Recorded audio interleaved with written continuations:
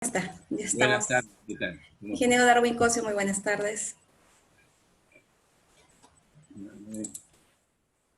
Ya estamos todos completos. Vamos a dar inicio en breve al webinar Perú, Acceso Universal a la Electricidad para el Bicentenario. Estamos ya conectados con 33 personas a través de nuestra plataforma Zoom y a través de nuestro Facebook. Ya tenemos 36 personas que nos están viendo, nos están saludando desde Huancavelica, desde Iquitos, de Trujillo. Bienvenido a todos ustedes que nos están acompañando. Hemos compartido en los comentarios del Facebook el link para que puedan también compartirlo y replicarlo a sus contactos y nos acompañen al webinar del día de hoy. Pedro, Rafael, Manuel, buenas tardes con todos, ¿cómo están? Estimado Jesús, buenas tardes. Hola Jesús, ¿qué tal? ¿Cómo estás? Bien, bien, bien. Nos hemos juntado cusqueños, ¿sí? ¿No? Oye, sí, esta conferencia va a oler a llama. Está bien, está bien. Está bien. Bien, ¿Qué tal? son las 6 en punto de la tarde, así que ingeniero Darwin Cosio, con su venia vamos a dar inicio al webinar del día de hoy. ¿Me está viendo, Karim? Buenas tardes. Correcto, sí. Si baja un poquito su camarita, que lo veo un poquito... Ay, ahora sí, perfecto. Excelente. Ahora sí. Con su venia, ingeniero, vamos a dar inicio ya a nuestro webinar del día de hoy. Ok, Karim, adelante, por favor. Perfecto.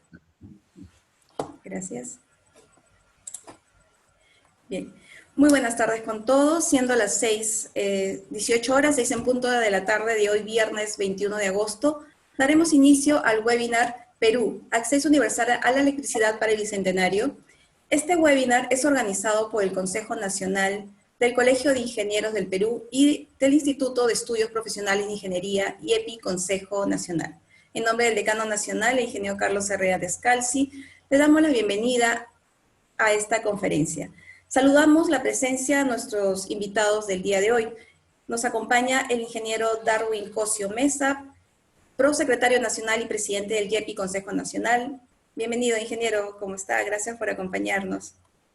Gracias. Gracias, Karim. Buenas tardes. Igualmente nos acompaña nuestro expositor, el ingeniero Pedro Sánchez, exministro de Energía y Minas. Bienvenido, ingeniero Pedro Sánchez. Buenas tardes. Gracias. Saludamos también la presencia de nuestros panelistas, el ingeniero Manuel Suárez de Germinen. Bienvenido, ingeniero Suárez. Muchas gracias, Karim. Buenas tardes. Igualmente el ingeniero Rafael Flores de NGA. Bienvenido, ingeniero Flores. Muchas gracias, Karim. Buenas tardes a todos. Y por último, nuestro ingeniero Jesús Tamayo, director en COES. Bienvenido, ingeniero Jesús Tamayo. Gracias por acompañarnos. Y también saludamos a nuestro moderador, el licenciado Gabriel Ojeda, quien nos ayudará en la moderación de nuestro webinar del día de hoy. Bienvenido, Gabriel. Muchas gracias, Karim. Gracias a todos ustedes por acompañarnos el día de hoy. Igualmente, agradecer la participación de todos ustedes, a quienes nos están siguiendo a través de la plataforma Zoom y por nuestra transmisión en vivo a través del Facebook. A todos ustedes, bienvenidos. Hemos compartido el link del evento en el chat del Zoom y en los comentarios del Facebook a fin de invitarlos a compartirlo y que más personas puedan unirse a nuestro evento del día de hoy.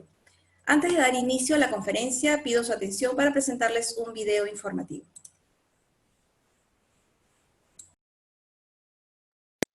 Usemos correctamente las mascarillas comunitarias. Recuerda que la mascarilla es personal y antes de colocarla debes lavarte las manos con agua y jabón durante al menos 20 segundos. Revisa que la mascarilla esté en buen estado. Colócate la mascarilla sujetándola de los extremos de forma que cubra completamente la nariz y la boca. Recuerda que la mascarilla sirve para protegerte. No la uses como babero, vincha o la estés tocando innecesariamente. Si necesitas acomodarla o retirarla, hazlo usando las tiras o elásticos. Lava la mascarilla diariamente con abundante agua y jabón separada de otras prendas. Luego, déjala secar al aire libre. Ya lo sabes, cuida tu mascarilla y ella cuidará de ti también. Juntos Juntos venceremos al coronavirus. Quédate en casa. Gobierno del Perú. El Perú primero. Nuestra recomendación de siempre, seguir las medidas indicadas por el gobierno. Si está en nuestras posibilidades, es vital seguir planificando y organizando nuestras salidas de casa. Hacerlo solo en casos específicos. Los cuidados y las precauciones son muy importantes. Si salimos de casa, lavarnos siempre las manos, evitar tocarnos el rostro, usar la mascarilla, usar los protectores, llevar consigo en lo posible siempre el alcohol gel y respetar el metro de distancia, ya que al cuidarnos nosotros seguiremos protegiendo y cuidando a nuestras familias. No bajemos la guardia, por favor. Muchas gracias por la atención. Continuando con nuestro programa, brindaré unas breves pautas sobre el proceso del webinar del día de hoy. Esta conferencia tiene una duración de 2 horas aproximadamente. Las preguntas hacia nuestro expositor y panelistas serán respondidas al finalizar todas las intervenciones del panel y también de la exposición. Si desea participar con preguntas, estas deberán ser realizadas a través del formulario de Google, el cual vamos a compartir el enlace tanto en el chat de la plataforma Zoom como en los comentarios del Facebook. Se recomienda, por favor, que las preguntas sean sobre el tema, directas y concisas. En todos nuestros eventos y con la finalidad de brindarles un acceso rápido a la información y orientarlos, colocamos en la página de inicio de la web el procedimiento con los pasos a seguir para los interesados en solicitar el certificado. Nuestra web es www.cip.org.pe. Si no llegaste a inscribirte y no te inscribiste tu participación, puedes hacerlo ingresando a la web, así continúas acompañándonos en el evento. Igualmente se les recomienda no colocar sus nombres completos o documentos de identidad en los comentarios del Facebook o en el chat del Zoom, ya que no son necesarios. Nosotros no llevamos el control de asistencia a través de este chat o de los comentarios, y también es un tema de seguridad para que ustedes no estén compartiendo este tipo de información. Si nos están siguiendo a través del Facebook y desean migrar a la plataforma Zoom, hemos fijado en los comentarios del Facebook el acceso a dicha plataforma. Si no, igual nos pueden seguir viendo a través del Facebook. A continuación, ya dejo con ustedes la conducción del webinar al licenciado Gabriel Ojeda. Bienvenido, Gabriel. Muchas gracias, Karin. Buenas tardes, ingenieros. Vamos a comenzar dándole la palabra al ingeniero Darwin Cosio Mesa, presidente del Instituto de Estudios Profesionales de Ingeniería del Consejo Nacional del Colegio de Ingenieros de Perú. Bienvenido, ingeniero Darwin. Gracias, Gabriel. Bueno, ante todo, buenas tardes con todos los panelistas, expositores. En nombre del Decano Nacional Carlos Herrera Descalzi y del Colegio de Ingenieros del Perú, Consejo Nacional, quiero darles la bienvenida. Hoy es un día muy especial porque tenemos destacados ingenieros quienes van a hacer una exposición acerca del acceso universal a la electricidad para el bicentenario a cargo del ingeniero Pedro Sánchez. Pedro, buenas tardes, me da mucho gusto verte después de mucho tiempo. El ingeniero Pedro Sánchez es un ingeniero destacado que estudia en la Universidad Nacional de San Antonio del Cusco, destacado estudiante. Tuve la oportunidad de conocerlo por primera vez en un Conimera en Lima, hace muchísimos años cuando terminamos la universidad, ¿no? Su labor profesional la ha desarrollado en Electroperú, la ha desarrollado Electro Sureste, en cargos como gerente, presidente directorio, después ha pasado a ser ministro de Energía y Minas, y hoy en día es un profesional que destaca en el mundo, en el Banco Mundial. Gracias, Pedro, por darnos este acceso a una charla y a conversar acerca del acceso universal a la electricidad, ¿no? Igualmente tenemos a Manuel Suárez, que tiene casi la misma trayectoria que Pedro, estudiante de la Universidad de San Antonio del Cusco, gerente en general en Cusco, en Electro Sureste, ¿no? Y destacados cargos dentro del ministerio. Ambos cusqueños, igualmente que Rafael Flores, ¿no? Muchísimas gracias por vuestra presencia. Hoy que vivimos una etapa muy difícil mundialmente por esta pandemia, por este COVID que está arrasando y ha hecho un cambio acerca de la estructura de la vida de todos nosotros a partir de la fecha que se inició. Es una nueva era en la que dejará una huella muy profunda para todos nosotros. La economía nacional y mundial tiene un desfase muy grande. Hoy en día la inversión está dedicada más a salvar la salud, la infraestructura de la salud y la alimentación, ¿no? Creo que el país no estaba preparado para esto y lo estamos sufriendo. Este virus está rotando por diferentes sitios. El país nos está azotando fuertemente. Hoy está enquistado en el sur del país, en todo el sur. Estoy hablando desde Cusco y vivimos esta enfermedad terriblemente. La falta de preparación en nuestro país por falta de infraestructura hospitalaria y de infraestructura de respuesta rápida a esta. Es increíble cómo pueden las personas morir a falta de oxígeno, ¿no? Creo que es una responsabilidad de todos los que hemos pasado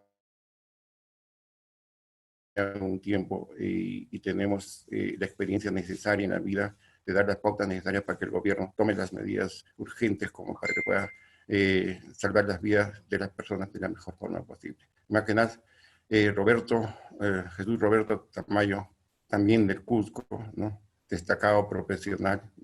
Muchas gracias por tu presencia, ¿no? Creo que con la presencia de todos ustedes, esta conferencia debe ser muy valiosa, ya que la energía es un piñón de desarrollo de la economía y el ingreso humano. Gracias a todos ustedes, Gabriel. Muchas gracias. Gracias, ingeniero Darwin. Damos la bienvenida al webinar Perú, Acceso Universal a la Electricidad para el Bicentenario. A los participantes de este evento, al ingeniero Pedro Sánchez, al ingeniero Manuel Suárez, el ingeniero Rafael Flores, el ingeniero Jesús Tamayo, y a todos los participantes que nos siguen a través de Facebook Live y la plataforma Zoom. El esquema del conversatorio iniciará con la presentación del ingeniero Pedro Sánchez por un espacio de 30 minutos, seguido por las intervenciones de cada uno de los panelistas, que tendrán 10 minutos para abordar sus ideas. Se les avisará 2 minutos antes que se culmine el tiempo de intervención. Al culminar las presentaciones, pasaremos a la ronda de preguntas de los participantes por un espacio de 40 minutos.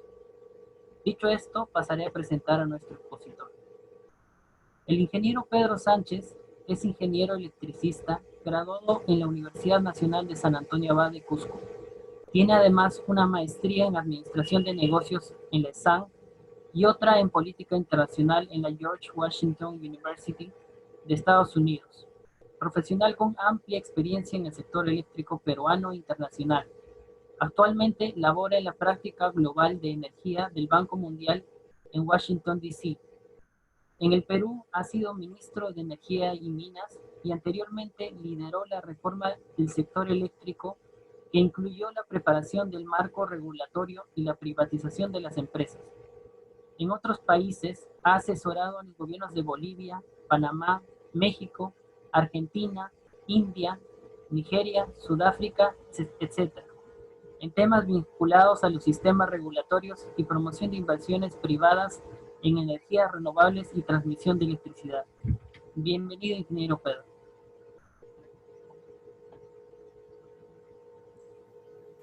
Muchas gracias. Buenas tardes a todos, ante todos.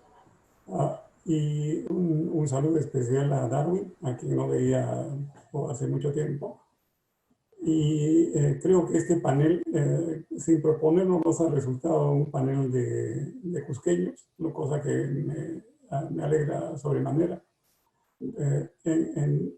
Entonces creo que es una oportunidad muy importante para conversar sobre este tema de la electrificación, que es un tema vinculado a la infraestructura y que en estos momentos resulta siendo un tema de mucha trascendencia para nuestro país. Estoy poniendo la presentación. No sé si la reciben bien. Ingeniero, tiene que ponerle modo presentación. Ahora sí se ve bien. Ya la tenemos, ¿verdad? Hola. Sí, ingeniero, podemos ver la presentación. Ok, perfecto. Bueno, como decía, el tema de la electricidad, al igual que otros aspectos de la infraestructura, es un tema bastante central para nuestra economía en los momentos actuales. Y creo que es uno de los sectores en los cuales el Perú ha avanzado mucho más. En esta presentación lo que voy a hacer es básicamente una visión macro general de qué pasa, cuál es la situación del acceso en el mundo, en Sudamérica, y para focalizarnos un poco más en detalle en el Perú, en la experiencia que hemos tenido en el proceso de electrificación en los últimos años, y a partir de eso ver cuáles son los aspectos en los cuales se pueden ejecutar acciones para completar el poco acceso que nos falta. Yo creo que mi intención con esta presentación es motivar alguna discusión, generar algunas ideas que permitan a las autoridades implementar el programa de manera rápida y eficiente.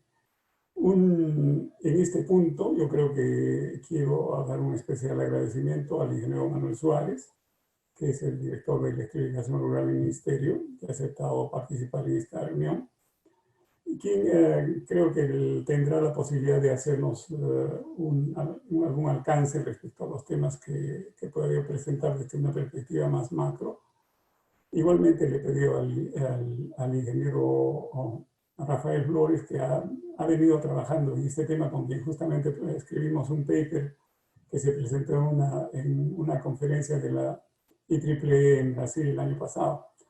Y también nos acompaña el ingeniero Tamayo, que con su experiencia en Ocimermin tiene una visión bastante interesante, con lo cual tenemos un panel bastante redondo y creo que podemos aportar. En esta primera lámina podemos ver aquellos países que aparecen en amarillo claro. El nivel de acceso es el más elevado, prácticamente acceso universal.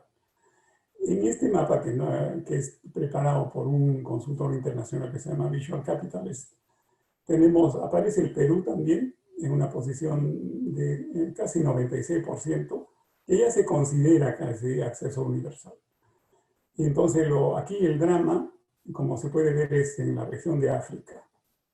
En África hay países como Burundi, que tiene 9% de acceso, y países como DRC o la República del Congo, que tiene como 90 millones de habitantes y tiene el acceso de 19%.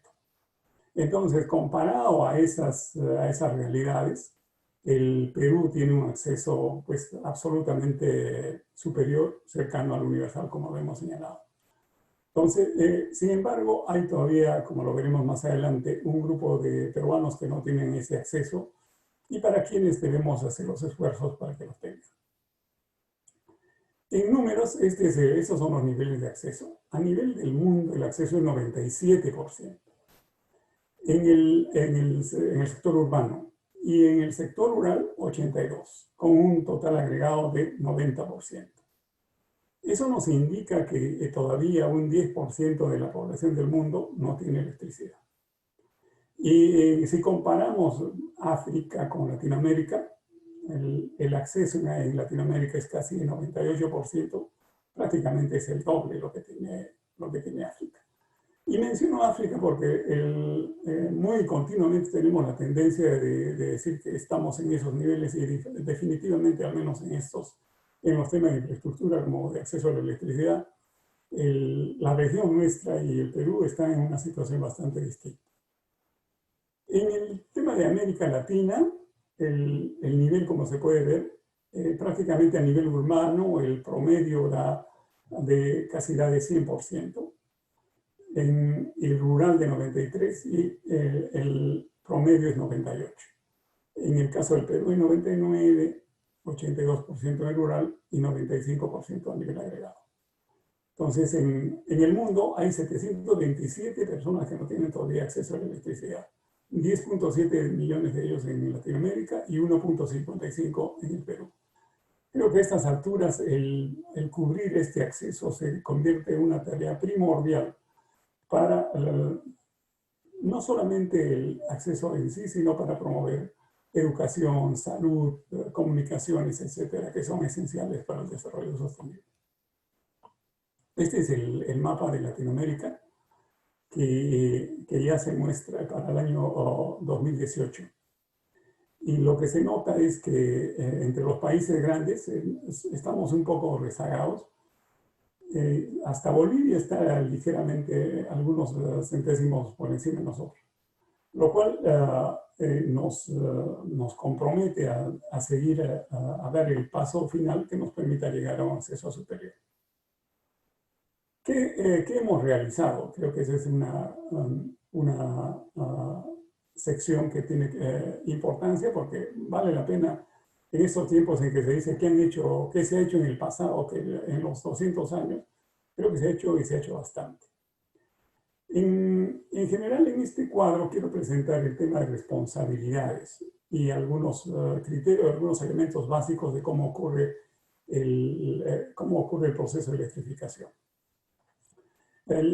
Para efecto de esta presentación, y que creo que sigue en alguna medida el tema estadístico, inclusive, he separado tres grandes rubros. Uno es el urbano, uno es el rural y uno es el rural aislado. Este es, en el caso nuestro del Perú, el que causa en realidad este pequeño porcentaje que nos falta cubrir y que es también el más complicado. El responsable en el sector urbano es la empresa concesionaria. En el sector rural comparten ese rol la Dirección General de Electricidad, los gobiernos regionales y locales. Y en el sector aislado, básicamente la Dirección de Electrificación Rural. En la inversión, en el sector urbano está a cargo de la distribuidora, en el sector rural también, adicionalmente tenemos al Estado peruano que en las áreas no cubiertas por las concesiones que tiene que hacerse financiamiento. La operación en el sector urbano se realiza con la tarifa más el mecanismo FOSE, que es este fondo de solidaridad que compensa las tarifas en el sector rural y en el sistema aislado. Creo que esos son el cuadro básico sobre el cual se realiza el proceso de electrificación. Vayamos ahora a la zona urbana marginal. De acuerdo a lo establecido en la Ley de Concesiones Eléctricas, cada empresa concesionaria tiene establecido una zona de concesión, que es un área geográfica delimitada. Inicialmente, en el proceso de la ley, se estableció que esta cubriese la zona atendida por redes eléctricas, más 1 kilómetro alrededor de esa red. Eso es lo que se estableció como zona de concesión para las distintas empresas concesionarias. En la misma ley, el artículo 34 establece que el concesionario está obligado a prestar el servicio a todo aquel que que solicite el servicio o llegue hasta esa zona de concesión con sus propias redes dentro de un plazo de 1 año. Creo que esta norma ha permitido que la electrificación en el sector urbano, que es que más ha crecido en términos demográficos, permita incrementarse el acceso a la electricidad. Dentro de ello hay un artículo, el artículo 85, que trata de aquellas áreas en lo que serían los barrios urbanos marginales, en los cuales se encuentran en proceso, que es una cantidad de barrios que no tienen la documentación, los permisos, y que la ley condiciona un 40% de densidad para que la electrificación ocurra. Creo que este elemento ha sido un elemento que no ha permitido un avance mucho más franco del acceso en la zona urbana. En el año 2009, justamente dentro de estas preocupaciones, lo que hicimos en aquella oportunidad fue suspender la vigencia de ese artículo 85 por un par de años y se estableció un programa concursal con recursos del Estado para desarrollar acceso en esa zona. Eso permitió conectar alrededor de 200.000 conexiones y permitieron un avance importante en esa zona. No debo dejar de mencionar también que la propia Ley de Concesiones Eléctricas establece que incluso en aquellas áreas donde no haya la densidad de población, el concesionario puede atenderlos mediante lo que se llaman suministros colectivos. Estos suministros colectivos demostraron su eficiencia en el momento en que se privatizó la distribución en Lima. Habían zonas que no tenían servicio y que el concesionario instalaba un sistema, un cable básicamente que le llamaban la guirnalda, donde se conectaban una serie de viviendas, economizando absolutamente en la distribución, y tenían un suministro colectivo. El paso siguiente era que cada ya consumidor instalase su medidor y se convirtiese en un usuario de la empresa. Eso ha permitido que la zona urbana marginal crezca de manera sostenida. En la zona rural no cubierta por las concesiones de distribución, se desarrolló ya más adelante, hacia el año 98, una ley de electrificación rural, pero en el año 93 ya había la Dirección de Electrificación Rural, cuyo mandato era extender el servicio a estas zonas no cubiertas, financiando el costo de la inversión, y una vez concluidas las obras se entregaba al concesionario de la zona y con ello se lograba extender el servicio. Este ha tenido diversos programas que han permitido también un avance importante. Y uno que me tocó la suerte de conducir, que se denominó el programa Luz para Todos, creo que es uno que logró básicamente un avance muy importante y que justamente se dio en el año 2009, en la época en que tuvimos la crisis financiera internacional.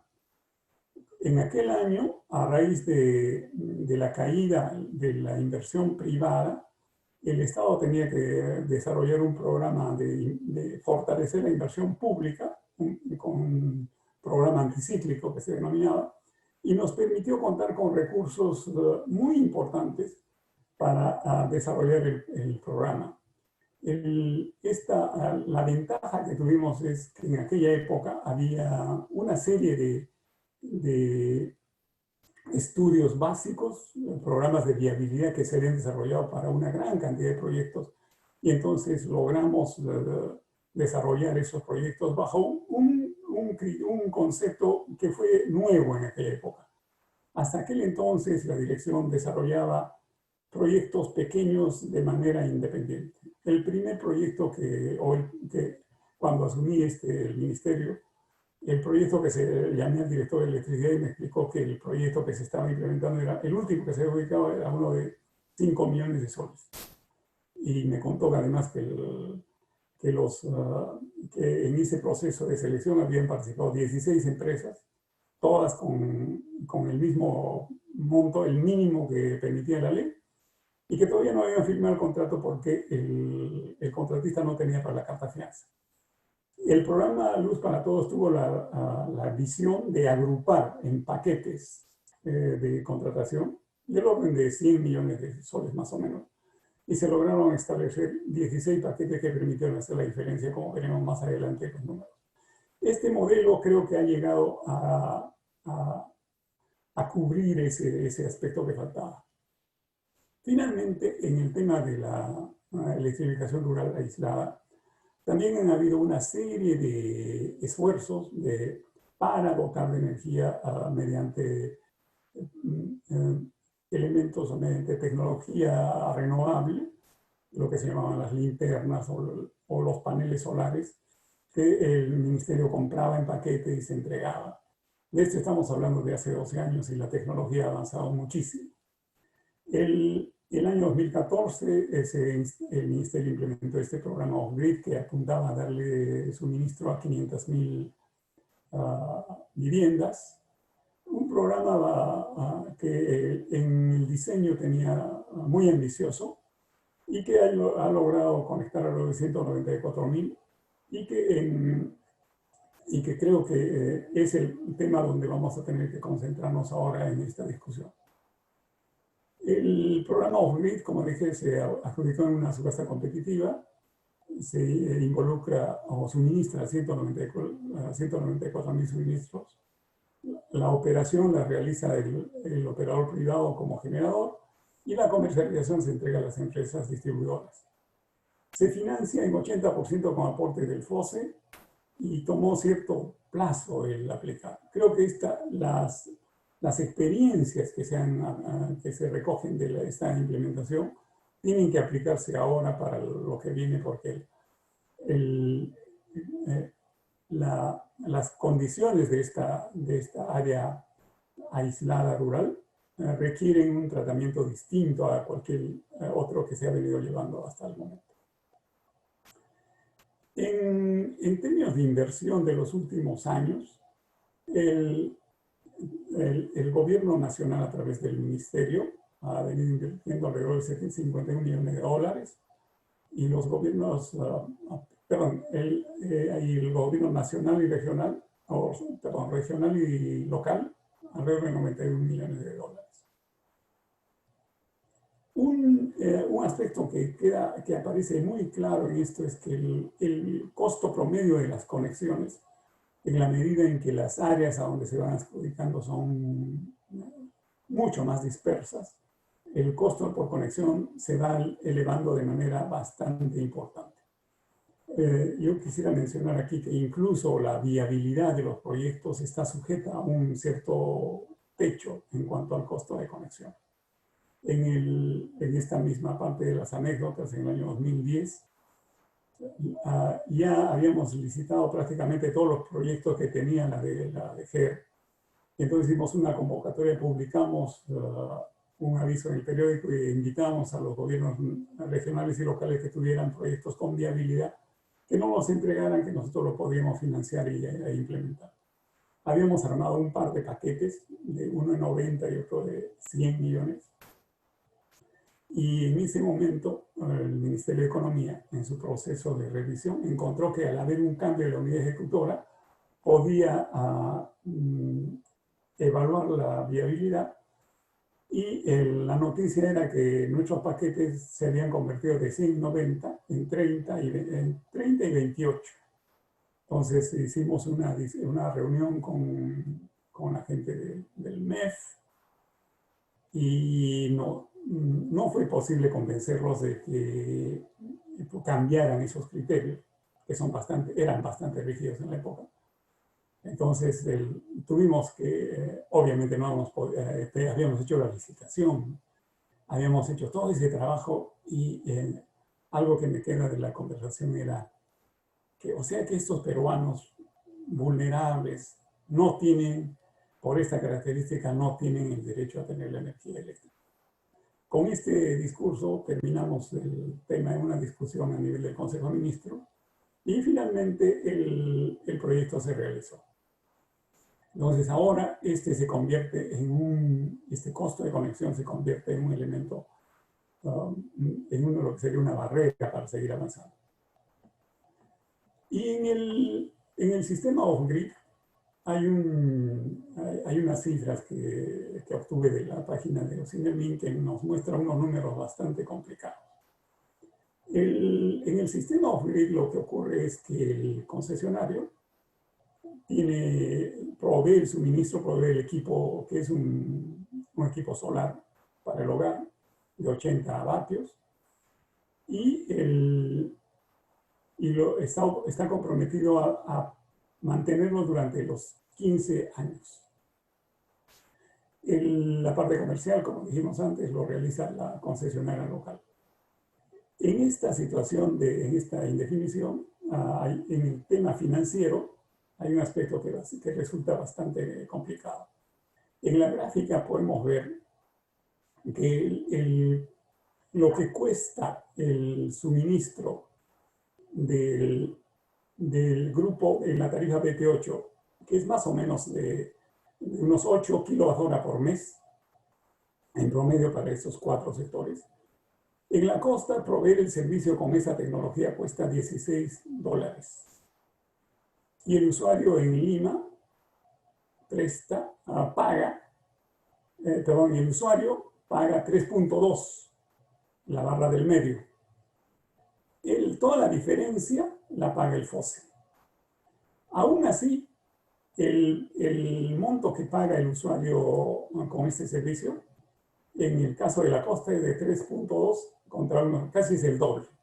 Y como se puede ver en la zona de la Amazonía, la zona más alejada, las últimas barras de la derecha, el costo del servicio es 19.75, el usuario paga 3.95 comparado con 1.39 que es casi 3 veces. Como resultado de esto, por ese número de 194.000 nuevos abonados, el nivel de transferencia del FOSE, que contribuyen básicamente las empresas de Lima, se ha incrementado de 31 a 57 millones por año de dólares, lo cual va directamente a la tarifa de los consumidores residenciales. Esto creo que se configura un serio problema para continuar avanzando en el acceso en la zona, en los sistemas aislados rurales.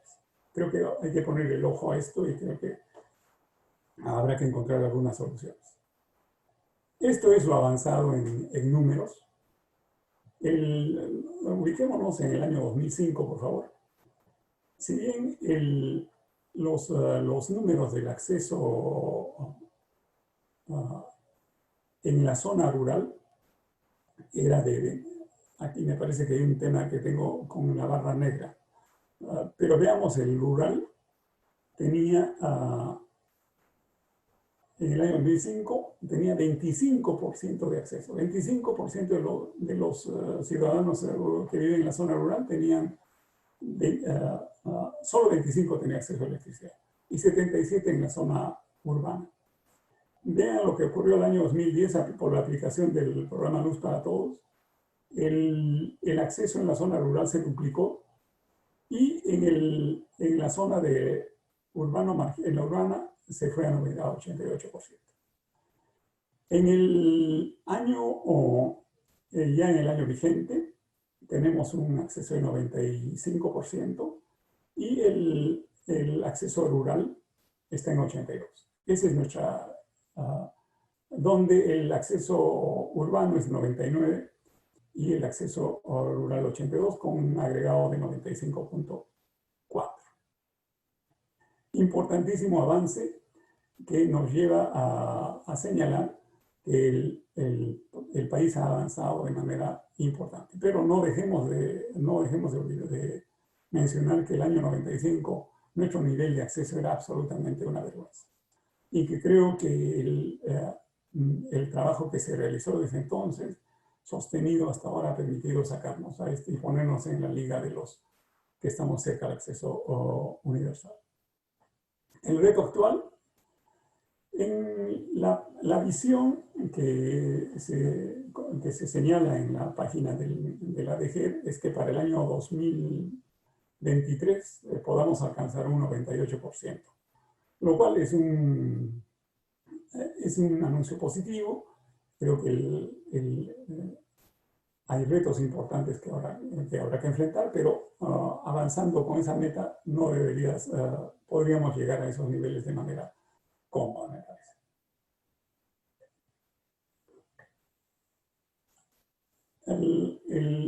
Los temas con los cuales hay que convivir ahora, el primero, la pandemia, que es un aspecto totalmente nuevo, que nos pone en una condición todavía indefinida, en los que seguramente la inversión pública, el presupuesto va a tener algunos elementos, algunas restricciones, imagino yo, porque habrán muchas otras prioridades que van a llamar la atención. En ese contexto tenemos los grupos de interés, que son básicamente los comités de electrificación que existen en casi todo el Perú, que permitirán, siempre ayudan a organizar y a preparar los proyectos y llevarlos adelante. Ahora, la regulación del sector público, comparada a la situación con la que teníamos en el año 2009, 2010 y la que se tiene ahora, los controles se han incrementado, incluso el proceso de ejecución presupuestal se ha ralentizado mucho más y creo que no hace que las cosas sean fáciles.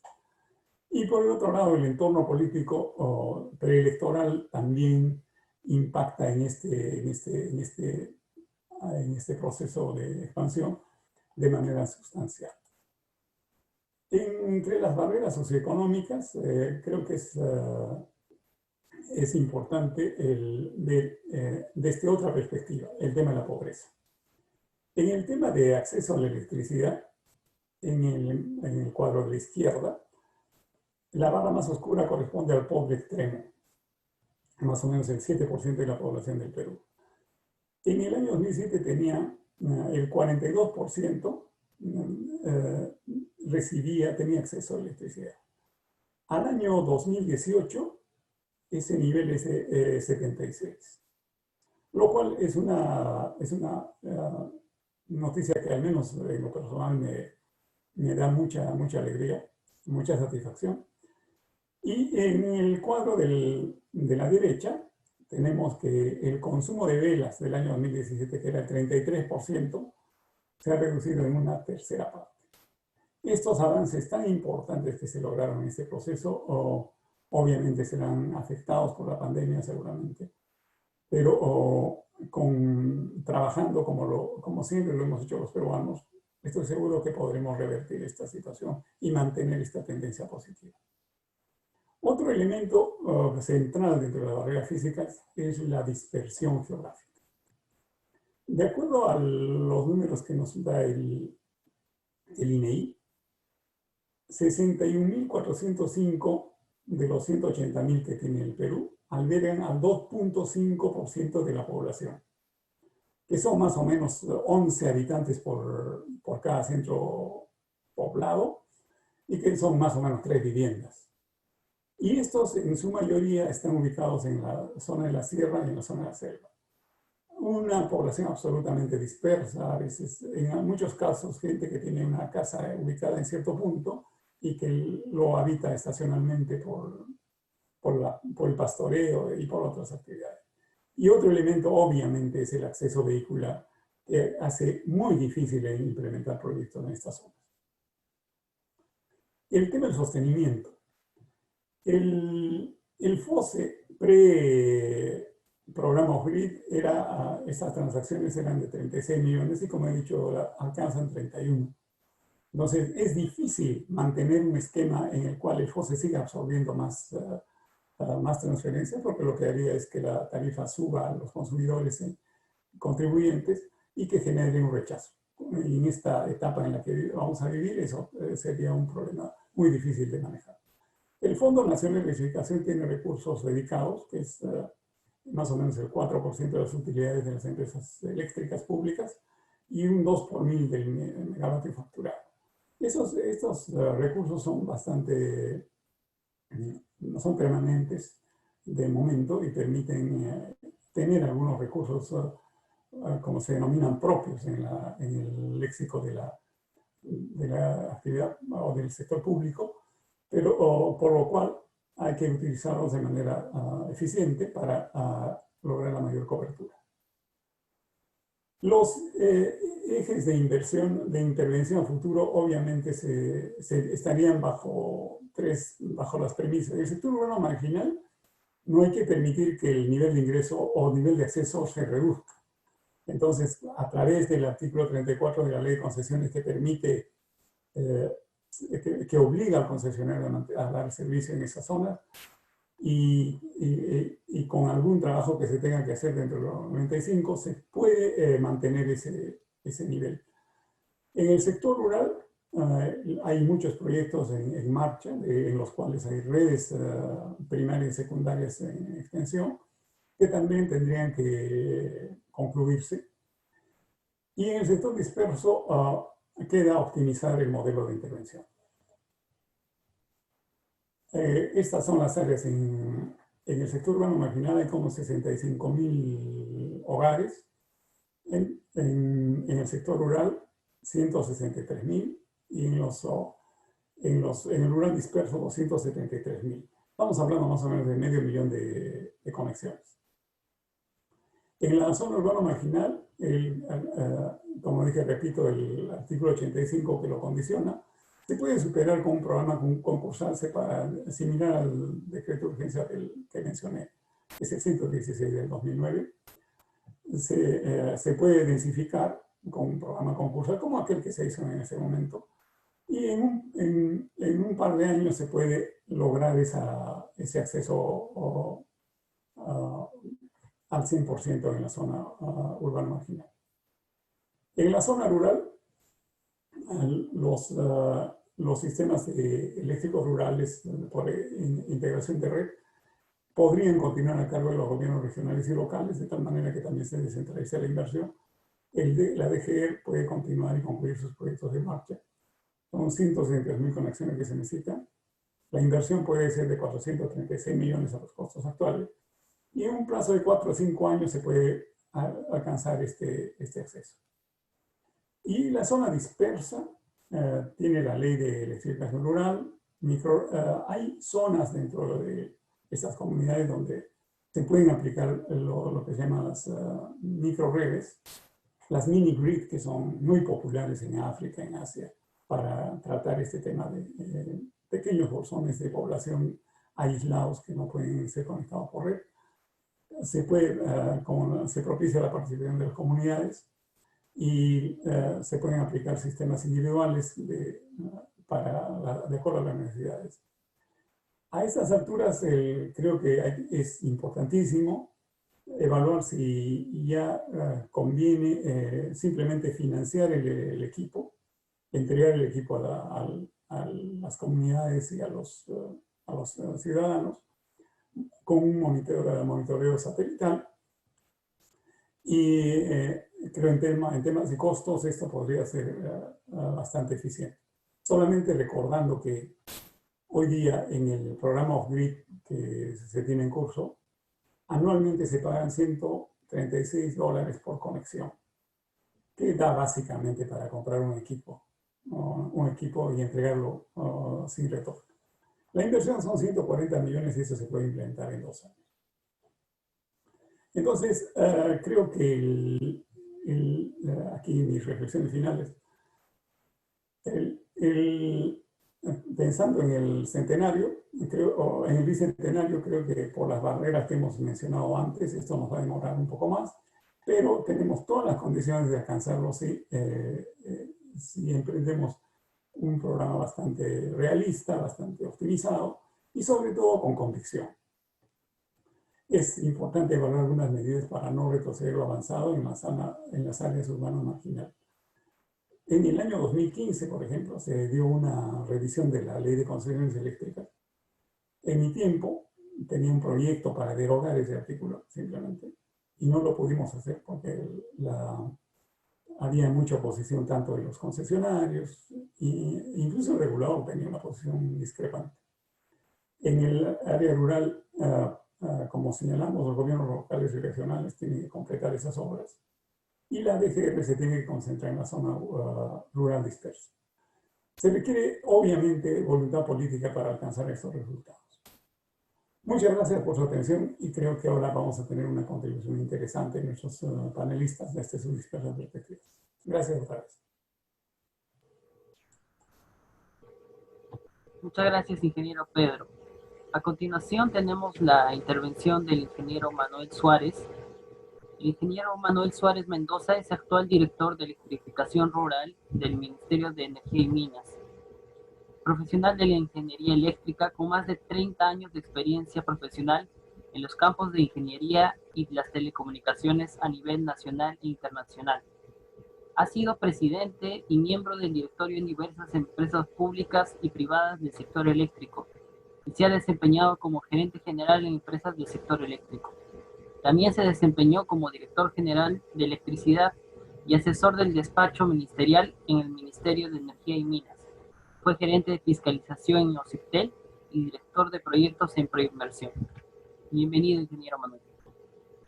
Muchas gracias, Gabriel. En primer lugar, quiero agradecer al Instituto de Estudios Profesionales por permitirme compartir esta conferencia con distinguidos amigos y colegas.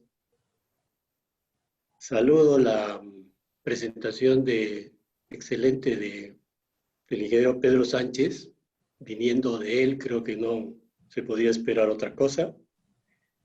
Y haciendo un poco eco a la convocatoria de esta conferencia, cobertura eléctrica al Bicentenario, yo debo decir como peruano y como ingeniero que lamentablemente al próximo año que cumplimos el Bicentenario habrán peruanos que no tendrán energía eléctrica todavía. Si vemos las cifras del 82% de la cobertura rural, efectivamente es materia de sentir vergüenza ajena. Más o menos 600.000 familias en la zona rural, que aproximadamente 2 millones de personas son las que todavía no tienen servicio eléctrico. Entonces, ¿qué es lo que ha sucedido en los últimos años? Especialmente se han producido problemas de escasa inversión en el sector rural desde el año 2015. Y casualmente el año 2015 se da la ley, las modificaciones a la ley de electrificación rural. Y desde esa fecha, esta no estaba reglamentada. Paralelo a eso, se dieron disposiciones dentro de la ley de contrataciones que impedían o hacían muy difícil la elaboración de los estudios necesarios para poder convocar obras. Increíblemente, sucedían hechos como que para elaborar un perfil, un expediente técnico, tenían que transcurrir hasta 3 años para ello. ¿Qué es lo que sucedía? Que la norma exigía que previamente a lanzar un proceso de concurso para la elaboración del expediente, los proyectos tenían que tener saneado el terreno, vale decir, contar con las servidumbres. Y tener servidumbres para cientos de kilómetros o decenas de kilómetros era pues imposible. De manera que entre el plazo del expediente, del perfil y del expediente transcurría mucho tiempo y ya las obras quedaron completamente desfasadas. Entonces, ¿qué hicimos desde que llegamos a la dirección conjuntamente con el viceministro Miguel Révola? Lo primero que nos abocamos fue a reglamentar la ley. La ley hace un mes recién ha sido emitida. Esta ley, ¿qué es lo que permite? Celeridad en la obtención de los permisos, tanto para la concesión como para los servicios eléctricos rurales, ampliación del ámbito de participación de la DEGER. Ya no solamente estamos abocados ahora en ver la electrificación rural pura, sino también obras de mayor envergadura, aguas arriba de las instalaciones. Vale decir, podemos hacer proyectos de inversión de transmisión, los famosos PIT. De manera que si nosotros tomamos en cuenta que para cerrar la brecha al 100% o al 98%, como correctamente lo dijo Pedro, para el año 2023, se requiere aproximadamente 6.000 millones de soles. Pero si tomamos en cuenta los niveles de inversión de los últimos años, de 400 millones, o de este año, que es 337 millones de soles, o del próximo año, que nos han asignado 200 millones de soles, necesitaríamos ese ritmo de inversión 20 o 25 años más para cerrar la brecha. Cosa totalmente inaceptable. Entonces, gracias a que ahora tenemos un nuevo reglamento y gracias a que hemos vencido barreras burocráticas, con satisfacción puedo decir que este mes, por ejemplo, estamos lanzando una licitación de 500 millones de soles para 17 proyectos. El próximo mes, en el mes de septiembre, 400 millones, en octubre otro tanto y en noviembre otro tanto. El objetivo nuestro es cerrar las brechas al 100% en el año 2023, pero por lo menos para el próximo año tener todo definido y todo encaminado. ¿A qué estamos optando? ¿Qué tipo de tecnología es la que estamos utilizando? Primero, estamos identificando dónde están las 600 600.000 familias que al día de hoy no tienen servicio eléctrico. Es un dato básico que ya lo tenemos más o menos mapeado e identificado.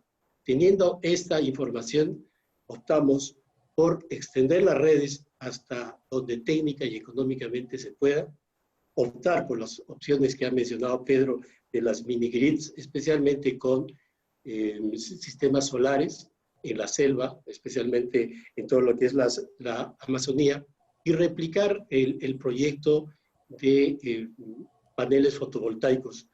Claro, no bajo el mismo modelo en el cual se hizo el primero que permitió instalar paneles fotovoltaicos a 213.000 familias. Hay otro tanto de peruanos a los cuales sí habría que instalarles también paneles solares fotovoltaicos. Esa es la situación en la cual actualmente está la DEGER. Estamos tratando de revertir retrasos que se produjeron en el pasado y optar por hacer realidad de que efectivamente no exista pues, más peruanos sin el servicio eléctrico en la zona rural. Muchas gracias. Muchas gracias, ingeniero Manuel Suárez, por su intervención. A continuación tenemos la intervención del ingeniero Rafael Flores. El ingeniero Rafael Antonio Flores Chacón es ingeniero electricista, graduado de la Universidad Nacional San Antonio Abad del Cusco. Ha cursado estudios de maestría en la Pontificia Universidad Católica de Río de Janeiro, Brasil, y ha cursado estudios de doctorado en la Universidad Técnica de Chalmers en Gotemburgo, Suecia. También ha realizado estudios de especialización en Georgia Tech en Estados Unidos y ha seguido el curso gerencial en CEDER INSET, Fontainebleau, París, Francia. Actualmente es presidente de la Sociedad de Potencia y Energía de la sección IEE Perú y es gerente de desarrollo en ENGIE Energía Perú. Bienvenido, ingeniero Rafael. Muchas gracias. Una vez más, buenas noches a todos los asistentes, estimados panelistas, expositores, buenas noches. Gracias por esta invitación. Para mí este es un tema muy, muy importante, la electrificación rural. Si bien yo no tengo experiencia en el sector público y he trabajado los últimos años, desde los primeros años de mi carrera en el sector privado, siempre he estado muy interesado en colaborar y en ver cómo podemos lograr acortar esta brecha, ¿no? El año pasado estuvimos haciendo un trabajo de investigación con el ingeniero Sánchez y el colega también cusqueño Eric Somocurcio, y presentamos un artículo de investigación en un congreso de Smart Grid Technologies en Brasil, en Gramado, en septiembre del año pasado, donde planteábamos un poco, nos orientábamos más a cómo lograr la electrificación rural en esta zona aislada, dispersa, que ha estado comentando el ingeniero Sánchez en su presentación. Y básicamente nosotros hemos planteado 3 ejes. Uno de los ejes importantes es que esta brecha debería encargarse de en algún esquema que voy a proponer más adelante al sector privado. Básicamente porque el sector privado tiene acceso a capital, es la implementación más rápida y eficiente comparado con los procesos burocráticos de los gobiernos regionales, de los gobiernos locales y también del propio Estado peruano. Además, el sector privado tiene acceso a tecnología y esto va a redundar en menores costos y mayor eficiencia, ¿no? Entonces, ese es el primer eje que planteamos. El segundo eje es la tecnología. Hemos hecho un estudio comparando las distintas soluciones para abastecimiento de energía. En general hicimos un mapeo a nivel país, costa, sierra y selva, norte, centro, sur, y estudiamos el rooftop, microviento, mini hydro, microbiomasa y todas estas soluciones que hoy día ya están disponibles. O sea, hace 10, 15 años nadie pensaba que iba a haber micro turbinas hidráulicas de costos muy bajos que se podían colgar en un río, ¿no? Son cosas que hoy día ya existen, tecnologías disponibles, o microturbinas de viento también, ¿no? Entonces nosotros hicimos un mapeo de lo que costaría traer esa tecnología y ponerla en distintas partes de Perú.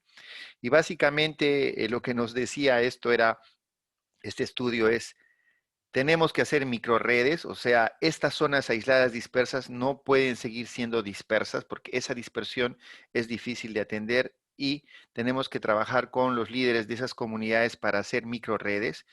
Y la tecnología solar no es la mejor para ubicar en todos los sitios, porque no todos los sitios tienen sol, no todos tienen lluvia, tienen nieve, o hay, como mencionó el ingeniero Pedro Sánchez, son habitaciones de pastoreo, ¿no? Que son solamente usadas por algunas semanas al año. Entonces, gastar en una instalación para que sea permanente no tiene sentido. Entonces, había que pensar también en soluciones móviles. Entonces, ese es el segundo eje, la aplicación de la tecnología. Y el tercer eje fue de integrar a la comunidad en este trabajo, ¿no? Habíamos dicho que hay que integrarlos, que no estén dispersos, sino básicamente la construcción, eso lo detallamos en el paper, puede ser financiada con impuestos o por el gobierno peruano o en algún esquema con el privado.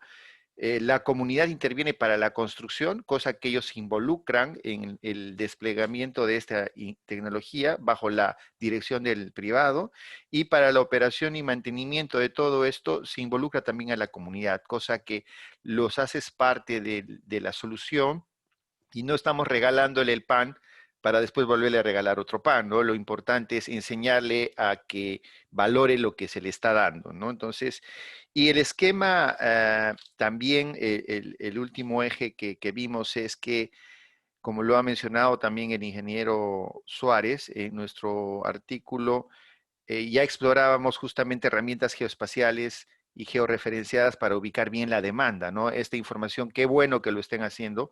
Saludo esa iniciativa, es algo que habíamos visto que faltaba, pero vemos que estamos avanzando. Entonces, en conclusión, para resolver esta brecha, nosotros estimábamos, por una metodología que planteamos en el artículo, que en 2 años, con menos de 200 millones, se podía resolver. Ya lo mencionó el ingeniero Sánchez, que son 57 millones que se están gastando en varios programas, entonces eso en 4 años estaba resuelto, ¿no? O en menos. Pero ¿cuáles son los problemas de los esquemas actuales? Vemos que la tarifa de barra tiene el riesgo regulatorio. Cada 4 años el regulador cambia la tarifa BT8, entonces es algo que hay que corregir. No debería tener una tarifa, debería ser algo fijo y que más con orientación social. Si se invierte, el privado debería recuperar la inversión lo más rápido posible. Y el otro asunto es esta gestión comercial de los 200.000 paneles que se han instalado ahora con el rooftop. No está siendo satisfactoria, ¿no? Hay muy poca eficiencia, hay zonas grises donde ni el distribuidor ni el operador se encargan, hay toda una movilidad de estos equipos porque la gente cambia de estación, cambia de vivienda por la zona de pastoreo, entonces, pero hay soluciones tecnológicas, hay soluciones que ya se están usando en otros países, en África, existe el monitoreo satelital, existe la recarga o la habilitación de la energía vía los celulares, toda esta tecnología se puede traer e implementar, pero otra vez es trabajar con las comunidades y no es solo darles energía eléctrica. En nuestra visión tiene que ser un desarrollo integral. Justo esas zonas a intervenir no tienen agua potable, no tienen comunicaciones, no tienen una buena carretera, no tienen telecomunicaciones, no tienen energía eléctrica. Entonces, no tiene sentido ponerle un panel solar y tiene que pagar una factura de 20 soles porque no tiene una actividad productiva para generar el pago de eso, ¿no? Entonces, el esquema que tenemos que buscar es un esquema integral de intervención con ayudarlos a agua potable. Hay soluciones de agua potable con energía solar, las telecomunicaciones, hay sistemas que se pueden llevar a comunicaciones y manejar todos estos sistemas para monitorearlos, para que no sean robados. Hoy día se hace con las patinetas en Lima, ¿no? Es algo que ya existe y los scooters se monitorean con GPS. Lo mismo podemos hacer con los sistemas que se instalen en las zonas rurales. Claro, hay que hacer ciertos estudios, pero la tecnología está al alcance de la mano ya. Entonces, nosotros estamos planteando todas estas soluciones. Muchas son probablemente innovadoras, tenemos que aterrizarlas, pero desde el sector privado estamos muy interesados en caminar acá. Engie tiene una concesión en San Martín con 2.500 familias que se abastecen de sistemas rooftop. Nosotros hemos sido muy agresivos desde el principio en darle soluciones de refrigeración, cocina, televisión para paneles rooftop. Estamos ampliando la concesión. Entonces, creemos que sí hay una solución para esto y que se puede hacer en el corto plazo, porque creo que a estas alturas del 2020, sí, pues con pandemia, con problemas políticos, pero si dejamos eso de lado y pensamos en el largo plazo, creo que tecnológicamente estamos habilitados para resolver todo este problema porque existen las soluciones. Ahora está en nuestras manos. Ingeniero Suárez, yo lo felicito por lo que ha estado haciendo, pero creo que hay que dar un paso más en el sentido del sector rural aislado, disperso, porque es ahí donde se va a hacer la real diferencia y, insisto, esto tiene que ser una solución integral, no puede ser una solución que le llevamos un recibo y le generamos un problema a la comunidad o al poblador de esa zona, ¿no? Hay una serie de deficiencias y está en manos del Estado, creo, llevar esto para resolverlo. Muchísimas gracias.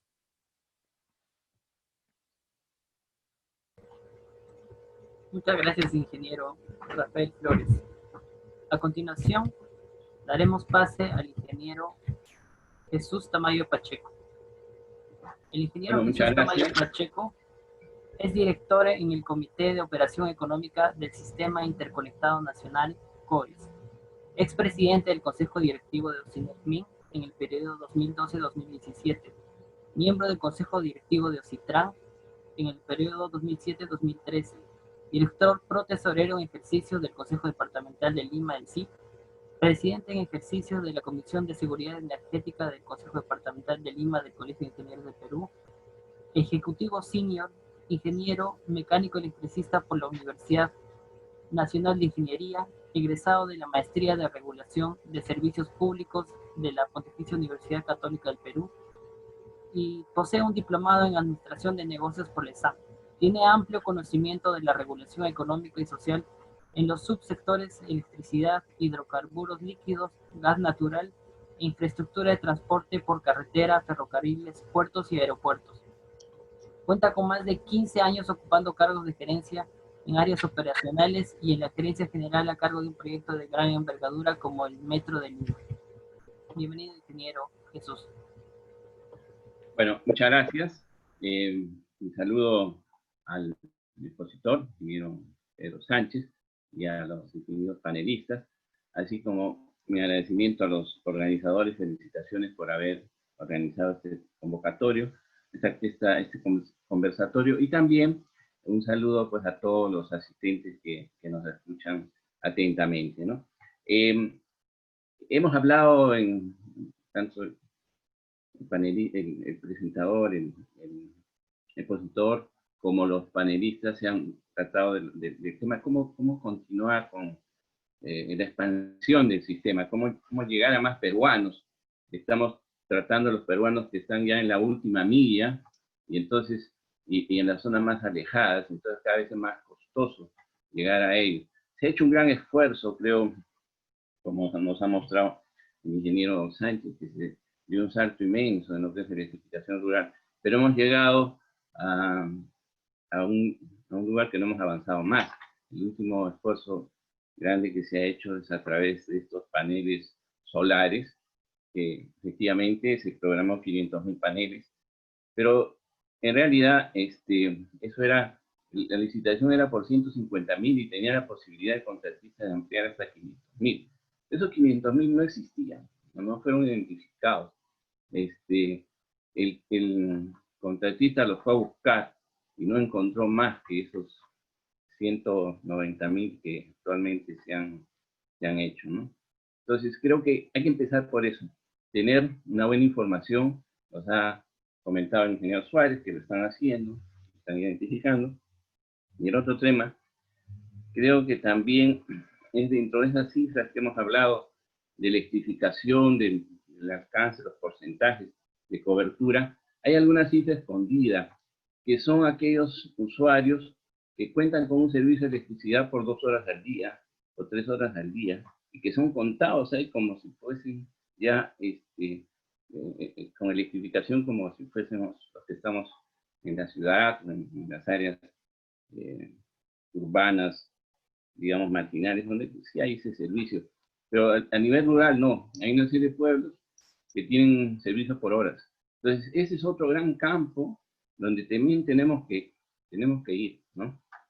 Entonces, yo voy a ver un poco el tema de las tarifas, porque creo que el tema de las tarifas también es importante, acompaña estas inversiones.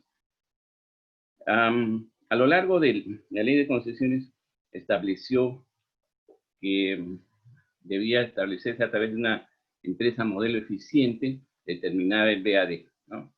Este BAD en los diversos procesos regulatorios que se van dando cada 4 años, originalmente se hacía por estos sectores típicos. El primer proceso fue tenía el sector 1, el 2, el 3, y así cada periodo regulatorio fue ampliándose estos sectores típicos, de tal forma que se fue, digamos, disgregando a las áreas más costosas, y finalmente, inclusive en el proceso 2013, ya me tocó presidir en el regulador, pusimos la creación del sector típico número 6. Entonces, esto significó una segmentación de las tarifas que llevó pues a que los que estaban en el sector 6 o en el sector rural eran unas tarifas muy altas respecto al sector 1 de Lima. Entonces teníamos poblaciones rurales que pagaban 3 veces más por el kilovatio hora que en Lima. Claro, técnicamente, económicamente, tiene su sentido porque es más difícil llegar a esas zonas, más caro, más disperso, etcétera, todos los que sabemos los ingenieros, pero socialmente no, ¿cierto? Entonces, habían comparaciones. Comparaba yo que vivo en una zona, inclusive la margen derecha de un río con la margen izquierda del otro río, como en el sector 4 y el otro sector 3, tenían tarifas diferentes, pero los separaban 80 metros. Entonces, ese tipo de cosas sucedían. Se planteó desde el regulador la creación de un mecanismo de compensación, que fue es el mecanismo de compensación de las tarifas eléctricas residenciales que se aprobó en el 2016, ¿no? Mediante una ley del Congreso, y se implementó a partir de agosto del 2016. Esto lo que hizo fue nivelar las tarifas, ¿no? Utilizando recursos del FICE. Entonces, cada mes hay 15 millones de soles que pone el FICE para nivelar estas tarifas. Las empresas reciben la tarifa calculada por la regulación, pero los usuarios pagan algo menos. La diferencia es cubierta por el FOSE. Esto creo que fue importante porque logró tranquilizar a diversas poblaciones que con justa razón reclamaban. Teníamos reclamos en Andahuaylas, Turimaguas, bueno, una serie de poblaciones que hubo movimientos bastante fuertes de la población que reaccionaba ante esas diferencias tarifarias. Esto niveló de alguna manera las tarifas. Creo que la población ve ahora unas tarifas diferentes. Pero lo mismo pasa en el sector rural. Las tarifas, hemos visto que estas tarifas BT8 que se tienen para los paneles solares, es uno de los pocos países que ha regulado una tarifa para paneles solares. Creo que hay algunas entidades organizaciones internacionales que lo reconocen, ¿no? Haber tenido esta regulación. Entonces, hemos visto que los precios de estos paneles como tarifa al usuario son altos, pero el usuario no paga eso, el usuario paga el 20% de lo que cuesta, ¿no? El otro 80% es cubierto por el FOSE, ¿no? Y en este caso, el contrato de los 200.000 paneles, 190.000 paneles, también interviene el FICE para cubrir lo que es la falta de pago. O sea, hay gente que no paga por algún motivo sí se compensa para poder contar con el ingreso completo del concesionario. En fin, esos temas de tarifas creo que son importantes tenerlos en cuenta. Y por otro lado, debemos ver también el uso intensivo de las instalaciones. Estas instalaciones que hemos visto, que están puestas, que gran cantidad de peruanos hoy tienen energía, pero muchas no se usan, ¿no? Están hechas las instalaciones, pero no se usan en la proporción o en la cantidad de energía que estas pueden transportar. Y entonces tenemos que desarrollar el uso productivo de la energía. Esto lo hemos visto en la reglamentación que ha salido recientemente, el decreto legislativo 1207.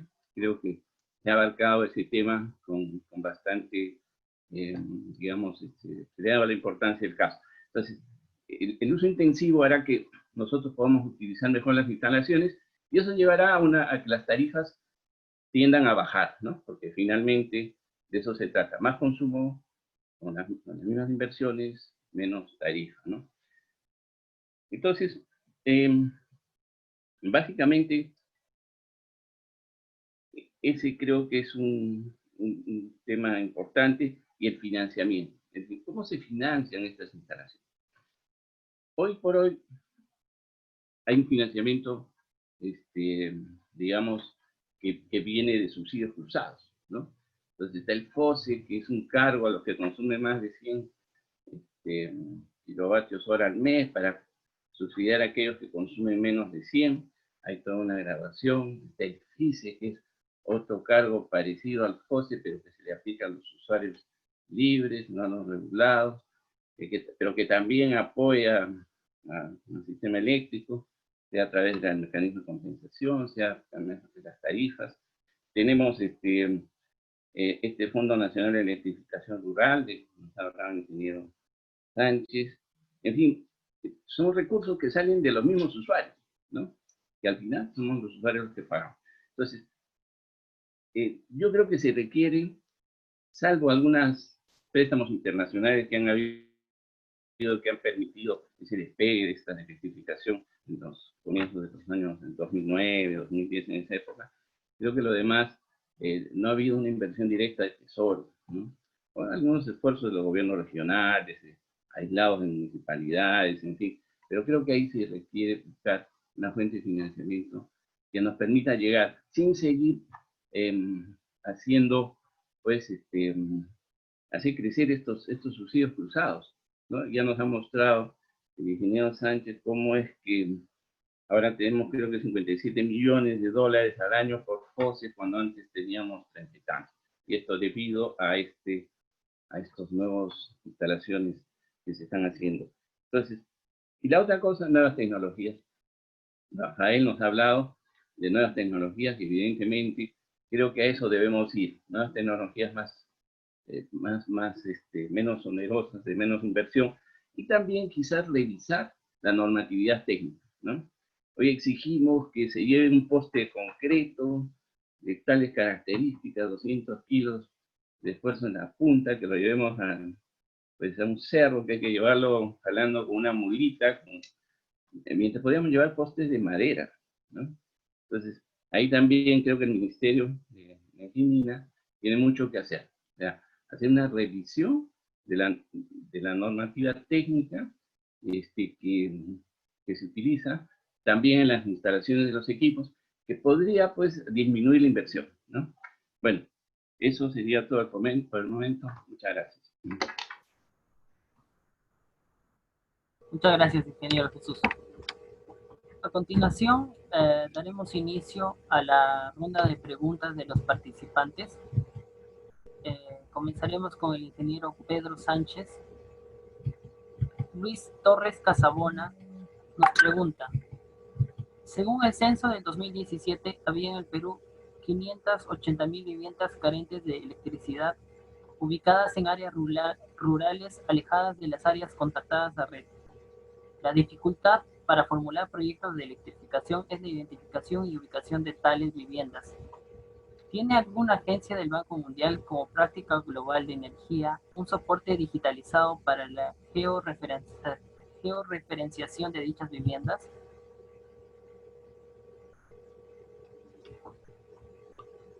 Para el ingeniero Pedro. Ante todo, saludo al ingeniero Lucho Torres, a quien lo conozco de muchos años y también en su actividad en el ministerio. Y esto, en los últimos años he estado bastante involucrado trabajando en áreas de África. Y uno de los casos, como el del Perú, solo se parece al del Congo, en que también el acceso es demasiado complicado.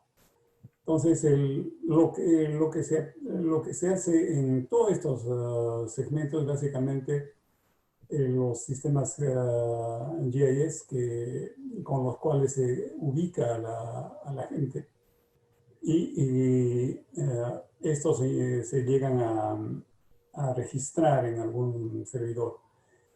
Como mencionaba Rafael, hay mucho desarrollo ya de estos equipos satelitales, en los cuales en algunos casos se usa el control satelital, y en otros donde hay acceso por telefonía celular, el propio equipo tiene un sistema de control con el cual se puede monitorear. Entonces, el caso que nos ocupa es importantísimo detectarlos y monitorearlos de esa manera.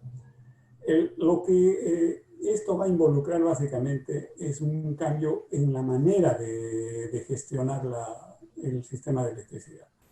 O sea, el llegar a una de estas, como señalábamos, a estas viviendas ubicadas en este número de 62.000 centros poblados con 11 personas, eso es un esfuerzo único.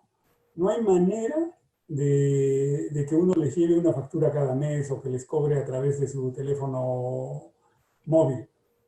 Por ejemplo, el modelo en Copa que se usa en África es un modelo en el cual el usuario compra su equipo, paga hace un pago inicial y hace un depósito diario desde su teléfono. Entonces pero el área de cobertura es bastante pequeña. Entonces el Perú, en todas estas, por los avances que se tiene, es visto como un modelo de electrificación en muchos de estos casos. Pero en esta zona en la que ya estamos viendo ahora, por ejemplo, este intento de los 190.000 paneles es un primer intento importante.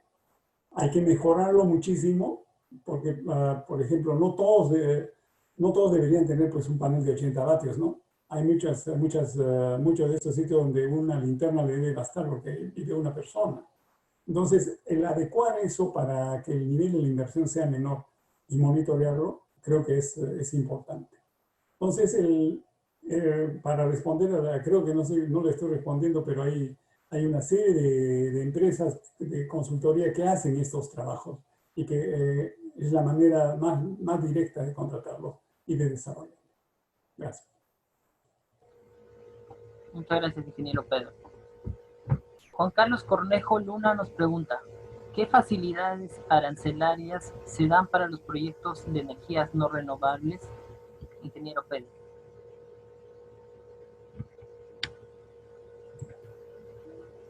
No capté la pregunta, no sé si es para mí.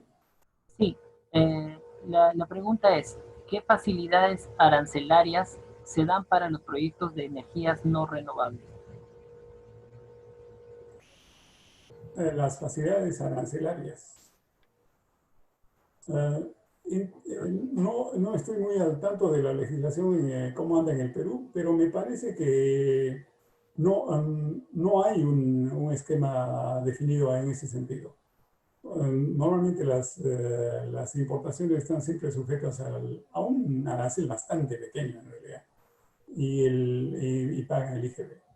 No hay un programa específico. Creo que no es la manera tratar de hacer esos cambios para promover, creo que no ayuda mucho en ese sentido. Es más cómo se organiza y cómo se estructura el proyecto o el programa para llevarlo adelante. Gracias. Bien, ingeniero. Tenemos otra pregunta para usted. El señor Voler González nos pregunta, ¿el precio por kilovatio hora es mayor a la urbe y Lima? ¿Qué hacer para reducir los costos?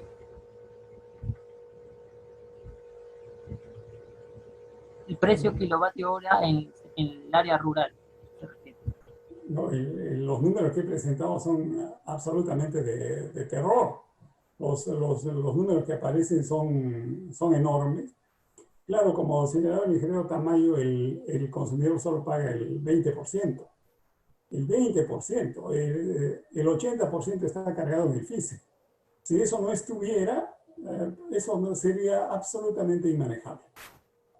Entonces, por eso yo en algún momento decía, o sea, veamos, en el caso de estos suministros, el monto que se le paga al concesionario por anual por mantener un panel es como de 120, 130 dólares.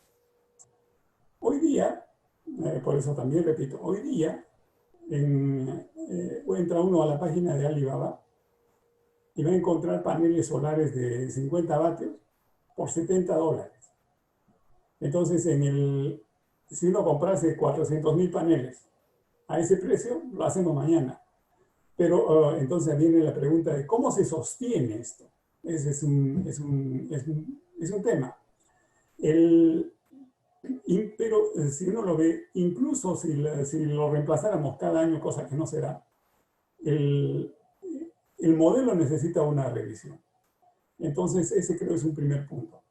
En los años 2009, 2010, cuando entregábamos un panel, a los 2 años la batería ya había dejado de funcionar y el sistema era inútil. En ese punto, esto de la electrificación de manera distribuida no era visto como una solución. En realidad, los pobladores, si no ven un cable, no dicen que eso no es electricidad. Entonces, ese también es un tema mental. A pesar de que consumen 8 kWh por mes, pero siguen viendo como la conexión física y la verdadera electricidad. Y esto no es un tema que le tenemos que solamente ver aquí. Por ejemplo, el tema que usamos nosotros los sistemas monofásicos con retorno por un cable, son vistos en África, ¿no? En África son vistos como de calidad inferior y no los aceptan. O sea, ¿por qué? Dicen, ¿por qué vamos a tener monofásico? Entonces, este tema mental está en eso, está metido en todos ellos. Entonces, en el caso de los paneles, también enfrenta ese tema. Entonces, volviendo un poco a mi idea, como decía que el monto que se paga es bastante alto, entonces si se pudiera dar esos paneles con algún incentivo, ¿no? Para que estas poblaciones o esos pobladores pudieran operar y mantener su panel por un cierto periodo. El año pasado me parece que estaba en un evento con la gerente de regulación de Tesla y cuando yo le decía esto de la batería, él ya me decía, pero hoy día las baterías ya van de 5 a 10 años, ya no es una limitación. Entonces creo que hay que repensar el modelo de una manera más abierta, ¿no? Porque muchas veces estamos enmarcados en que hay que suministrar, hay que operar, hay que mantener, hay que cobrar. Cosa que en estos esquemas distribuidos, dispersos en la selva, no se va a poder hacer. Entonces, no hay que recordemos que ese grupo que señalo, de ese 2.5% de la población, no tienen FISE, no tienen ningún servicio, ningún beneficio, no van a tener bono, ¿no? Porque no tienen banco. Entonces, ese grupo necesita de ese grupo de peruanos, es el más vulnerable, y no sería ningún problema entregarles un panel como cada 3, cada 5 años como una manera de luchar contra la pobreza. Creo que hay que salirse del cajón, de la caja y dar un esquema que pueda atender eso de la manera más rápida posible. Gracias. Muchas gracias, ingeniero. Tenemos una pregunta más para usted. El señor Jaime Barrera pregunta, ¿qué se está haciendo para determinar las zonas aisladas de las dispersas de modo tal que permita la forma de intervención, ya sea a través de redes convencionales o SFB.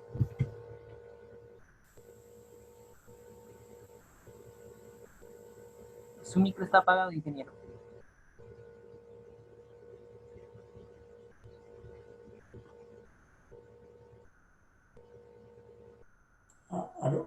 Decía que, creo que estaba en mute. Decía que en este punto le voy a pasar la palabra al ingeniero Manuel Suárez, que está mejor calificado que yo para responder la pregunta. Gracias. Quisiera responder la pregunta, pero por favor repítemela, porque no la he entendido muy bien. Bueno, lo que entendí era qué se está haciendo para detectar esas viviendas, esos centros urbanos ubicados en la selva y en la zona andina que están dispersos. ¿Qué es lo que se está haciendo? Bueno, lo que nosotros estamos haciendo es el tema de la georreferenciación. Hemos hecho un ejercicio, un trabajo interno. Tomando en cuenta el censo del INEI del 2017, hemos agregado la información que tenemos de los 213.000 paneles fotovoltaicos que ha instalado Tosi Green. Hemos agregado toda la información que tiene el Ocinermin, la información que tiene Adinelsa, y hemos más o menos identificado dónde es que estarían aquellos peruanos que no tienen todavía suministro y quiénes estarían agrupados, quiénes estarían aislados. Pero el resultado que nos ha dado esto es de bastante preocupación, porque resultaría de que no es el 80% que tenemos de cobertura eléctrica, sino mucho menos, 75%. De manera que hemos optado por acceder a una asistencia técnica del Banco Mundial. Nos está apoyando en esto de la georreferenciación y también de definir cuál es la mejor tecnología para poder cubrir las brechas, ¿no? Eso es lo que podría contestar. Muchas gracias, ingeniero Manuel. Tenemos una pregunta más para usted. El señor Ricardo Santillán Chumpitaz nos pregunta: ¿sería importante desarrollar la demanda en áreas rurales para que tengan capacidad de pago y sean proyectos autosostenibles? El ingeniero Tamayo mencionó el decreto legislativo 1207 para promover el uso intensivo de electricidad. ¿Conoce usted otras iniciativas? Bueno, la principal iniciativa es la que está contemplada en el reglamento. En el reglamento se está estableciendo la promoción de usos productivos de electricidad. En la zona rural hay clientes y clientes. Hay algunos clientes, como dijo Pedro, que solamente se contentarán con tener una lámpara y punto. Pero hay otros clientes, hay otros usuarios en la zona rural que demandan mayor energía para usos productivos de electricidad. Es lo que se está estableciendo en el reglamento, la posibilidad de que, como está establecida en la ley, el 1% de los ingresos que tiene la Dirección General de Electrificación Rural se destinen a financiar emprendimientos productivos de electricidad para cubrir parte de la infraestructura eléctrica, de manera que se haga sostenible en el tiempo el uso de la electricidad. Muchas gracias, ingeniero Manuel. Tenemos otra pregunta de Rubén Alba Julca. ¿Los expedientes de servidumbre se podrían completar en la etapa de ejecución de obra? ¿Los expedientes de consultoría se deberían liquidar considerando el porcentaje de avance en la gestión de servidumbre? El plazo es 90 días y en muchas zonas el dueño está de viaje y no se obtiene su firma de aprobación. Esa era precisamente la barrera burocrática que mencioné antes. La norma establecía que el saneamiento físico de los terrenos debía estar listo antes de lanzar el concurso para que se elabore el expediente técnico. Ahora que esa barrera ya no existe, y dado que tenemos en cartera varias licitaciones, es porque precisamente podemos lanzar a licitaciones para obra ya con expedientes técnicos concluidos o con perfiles elaborados, de manera que a través de concursos de oferta contratamos tanto el expediente técnico como la obra. Y efectivamente, en obra es que estamos estableciendo que se haga el saneamiento físico de los terrenos. Esto es lo que nos va a permitir que ahora sí podamos licitar obras con el objetivo supremo, ¿no?, de cerrar las brechas. Muchas gracias, ingeniero Manuel. Tenemos una pregunta para el ingeniero Rafael Flores, del señor Carlos Centeno. El modelo off-grid de 213.000 paneles solares tiene una morosidad muy elevada. ¿Qué se puede hacer al respecto? Gracias. Sí, la propuesta que nosotros hacemos en la investigación que hicimos es que hay que involucrar a las comunidades en la operación y el mantenimiento de estos paneles, cosa que se baja ese costo también, ¿no?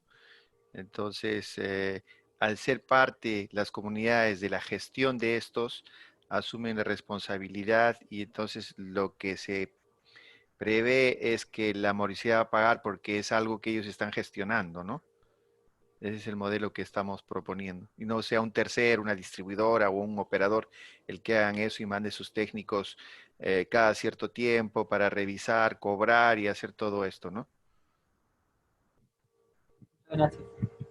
El señor José Estela nos pregunta, ¿en la selva llana es posible un desarrollo integral con oficios técnicos o cultivos que necesiten electricidad para su procesamiento? Ingeniero Rafael. Bueno, mi comentario ha sido general, ¿no? Esta solución tiene que ser hecha con, no sé, tal vez segmentar grupos y buscar cómo creo que la clave es agrupar ciertas comunidades o grupos humanos para que se pueda generar cierta sinergia y cierta masa para generar procesos productivos, porque no tiene sentido entregar paneles solares para comunidades o viviendas muy dispersas en las que justamente solo usen para un foco, dos focos o una radio, ¿no? Entonces, eso no genera desarrollo. La humanidad se ha desarrollado, si estudiamos un poco, recordamos historia universal, agregándose en comunidades que colaboran, en comunidades que aportan para generar sinergias.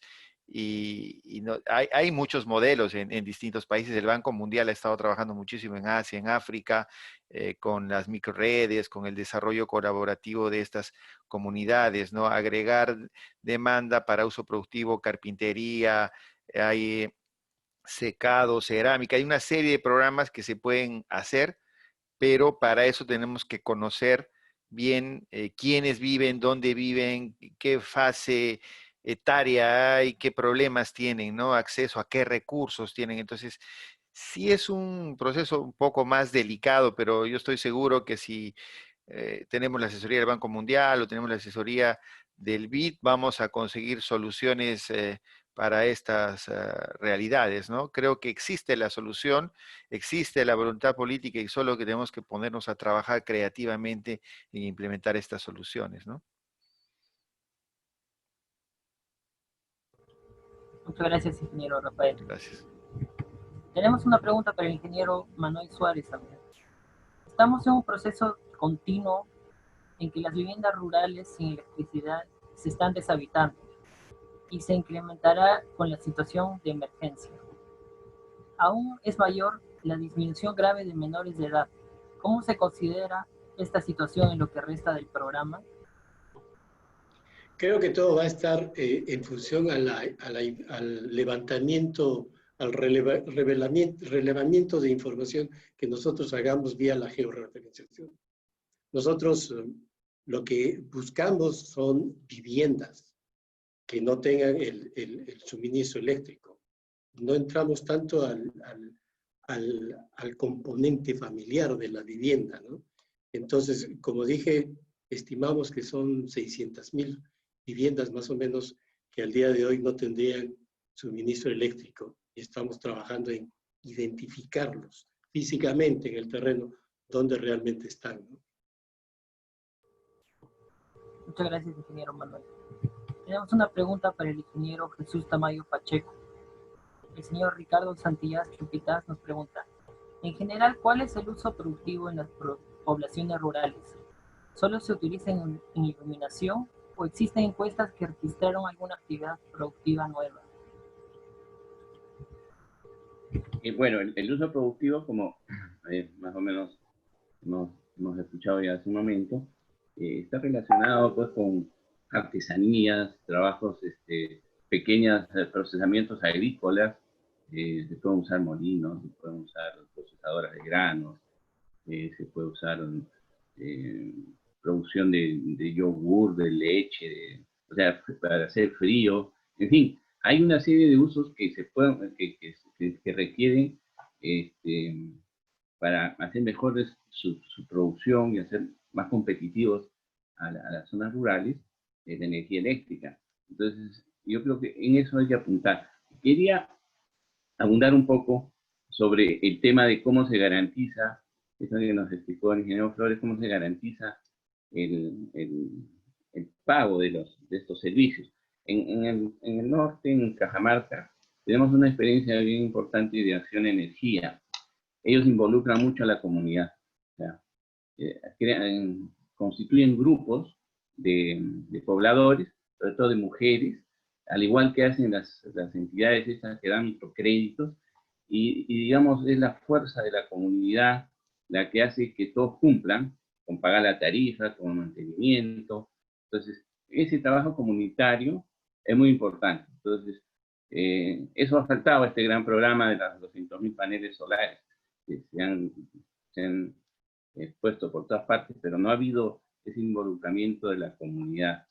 Creo que explotando eso va a ser, vamos a poder avanzar mucho en lo que se quiere hacer. Quiero agregar un temita aprovechando la palabra, es que este decreto legislativo 1207 y el reglamento recientemente aprobado establece un cambio en la forma como se establece la tarifa para los sectores rurales, ¿no? Y eso sí es una preocupación porque hoy ya no se va a hacer a través de una empresa modelo eficiente, sino el decreto legislativo 1207 dispuso que sea un reconocimiento de los costos operativos de las empresas.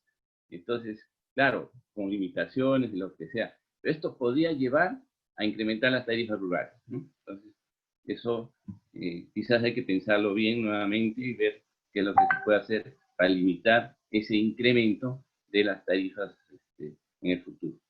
Gracias.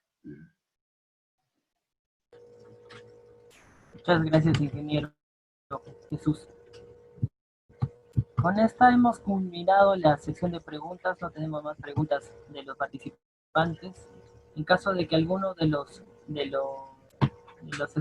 expositor y los panelistas quieran redondear alguna idea, les dejo a su disposición cierto tiempo. De mi parte, solamente reiterar mi agradecimiento a Darwin y al Colegio de Ingenieros por esta invitación, este conversatorio que creo que ha sido bastante interesante para ver las distintas perspectivas y comprobar con satisfacción que la Dirección de Electrificación Rural está encaminada en el tema y siempre dispuestos a darle nuestro apoyo si es necesario en este trabajo que es tan importante como el de dotar de electricidad. Y creo que en ese esfuerzo siempre sería bueno sumar el tema de las telecomunicaciones, por ejemplo, ¿no? El nivel de acceso a Internet nacional es menos de 20. El nivel de acceso de telefonía en esas zonas también es desastroso. Entonces, si a ellos se le suma el componente educativo, se puede tener ya un combo de prestación de servicio donde se involucren otros sectores y se le dé un trabajo o una atención un poco más integral a esas familias que son las que necesitan más que cualquier otra dentro de nuestra población. Así que muchas gracias a todos por su amable atención y sus preguntas que han sido bastante interesantes. Gracias. Muchas gracias, ingeniero Pedro. Muchas gracias a los panelistas también que nos han acompañado hoy día. A continuación le voy a dar el pase a Karim para que continúe con el programa. Sí. Muchas gracias, Gabriel, por tu moderación. A continuación, y para ya el cierre de nuestro webinar, de esta importante conferencia, por favor, cedemos la palabra al ingeniero Darwin Cosio Mesa, director prosecretario nacional y presidente del YEPI, Consejo Nacional CIP.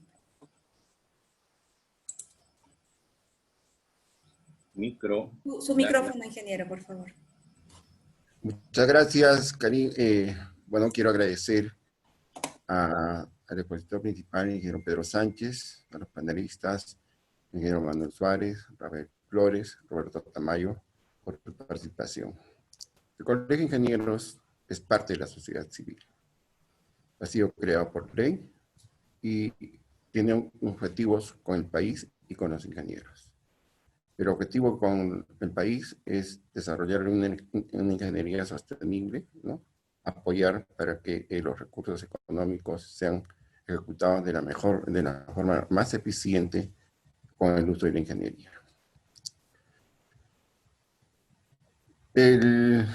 La energía ha tenido que ver mucho con el desarrollo humano.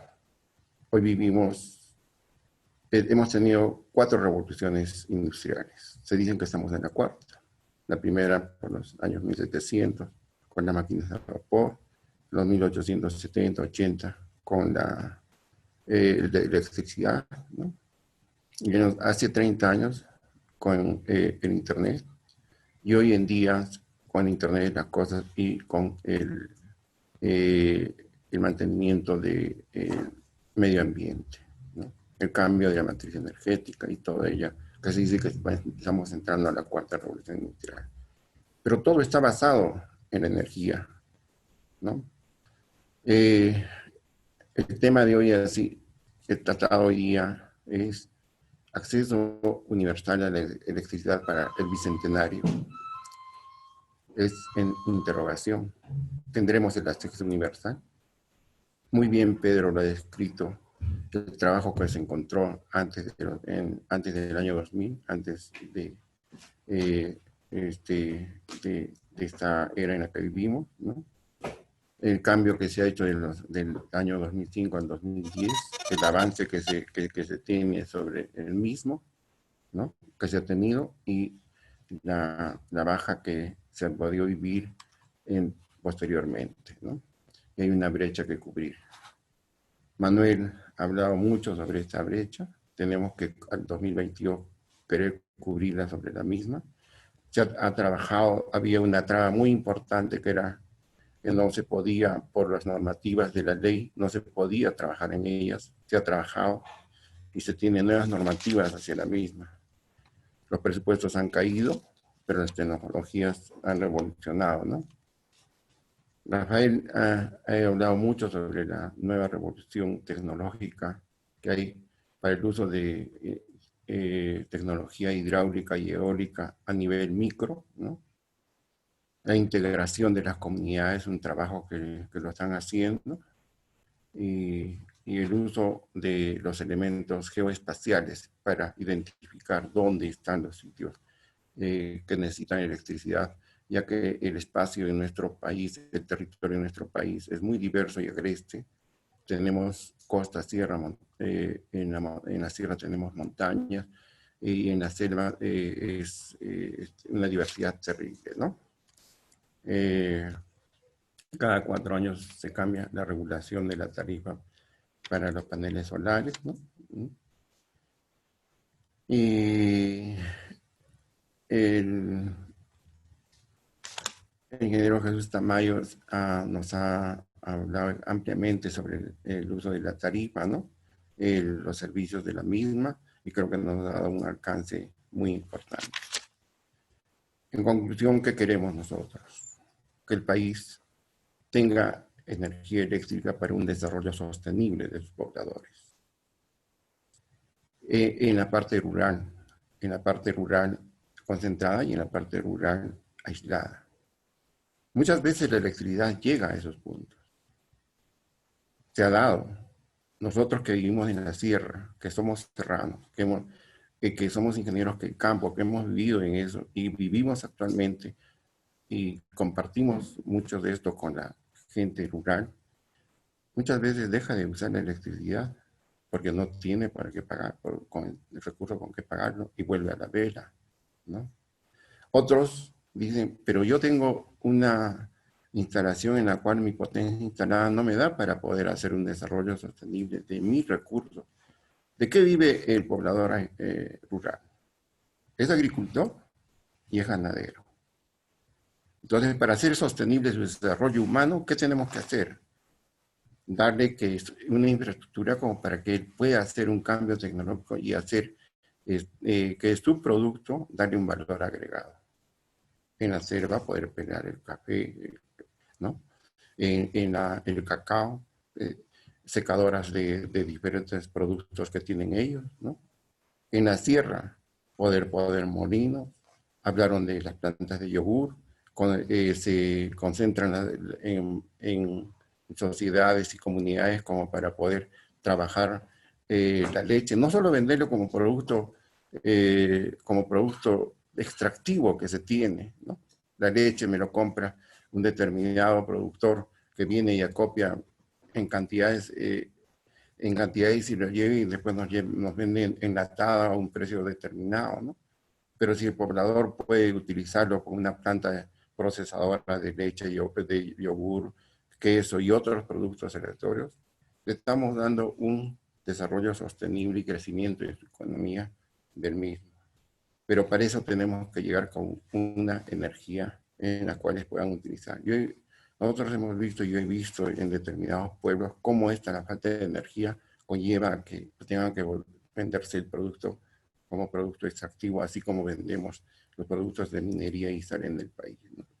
Es un gran trabajo y que cada uno de ustedes nos ha dado a conocer y contribuye al desarrollo de nuestro país. Muchas gracias, ingeniero Pedro Sánchez, ingeniero Manuel Suárez, Rafael Flores, ingeniero Jesús Tamayo por su intervención.